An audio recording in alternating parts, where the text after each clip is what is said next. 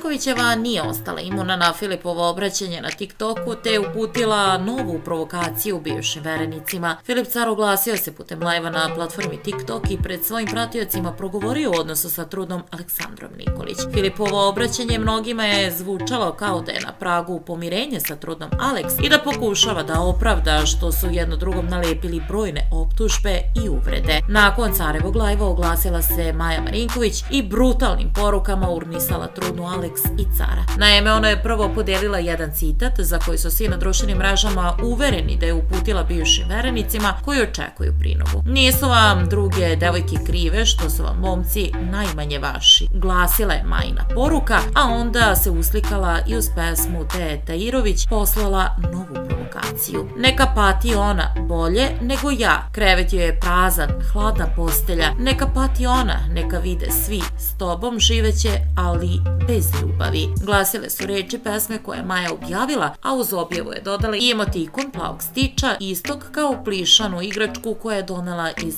Pariza.